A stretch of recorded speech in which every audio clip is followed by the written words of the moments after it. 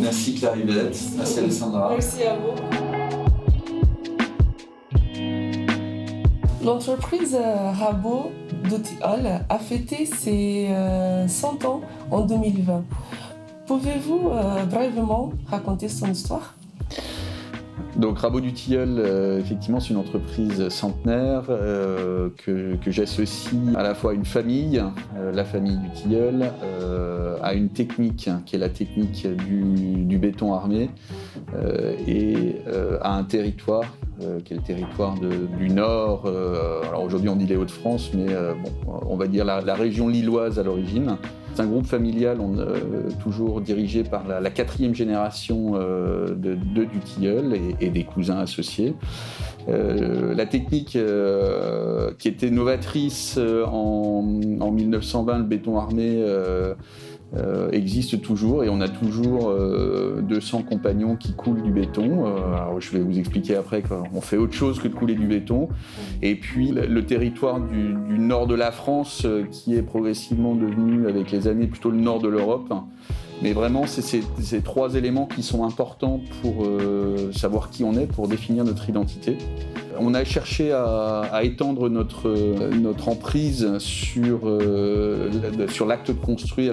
Aujourd'hui, on ne fait plus seulement du béton, mais on construit les bâtiments dans leur intégralité, c'est-à-dire avec l'enveloppe qui va autour, les finitions, les moquettes, la peinture.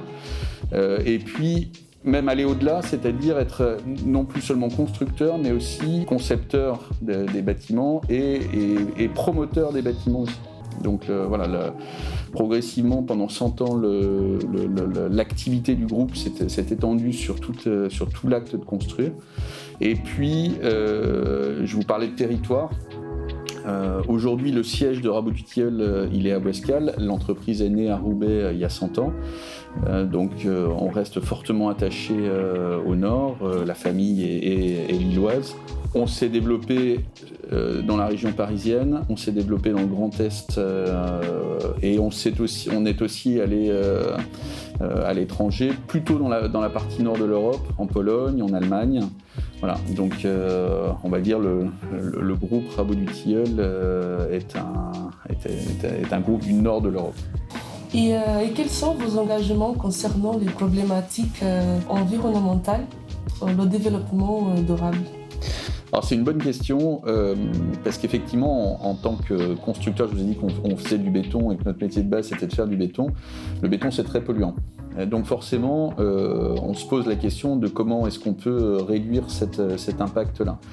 Donc on s'est doté en interne de personnes spécialistes de développement durable, d'outils spécifiques pour le développement durable, de manière à être vraiment vertueux en matière d'éco-conception.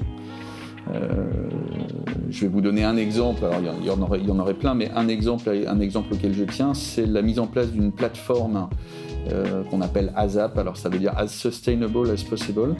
Et cette plateforme, en fait, c'est un outil qui, en fonction du projet, des clients et de la typologie de projet, permet de venir proposer à nos opérationnels toute une palette de solutions, et non seulement des solutions, mais des partenaires associés à chaque solution. Je vais vous donner un exemple. On se dit que c'est un endroit où ce serait important d'avoir des oiseaux qui viennent habiter. Donc on propose les solutions techniques pour que les oiseaux viennent nicher et les partenaires qui sont en capacité de nous aider à concevoir les abris pour les oiseaux. Sur la partie béton, je vous ai dit que le béton était très polluant. On travaille en ce moment, ça fait partie des sujets de réflexion actuels, sur le béton bas carbone. On a une opération qui démarre sur l'île. Donc l'idée, c'est de réduire l'impact, c'est de réfléchir à des bétons dont l'impact carbone est moins important. Pourquoi être partenaire de VCMB ?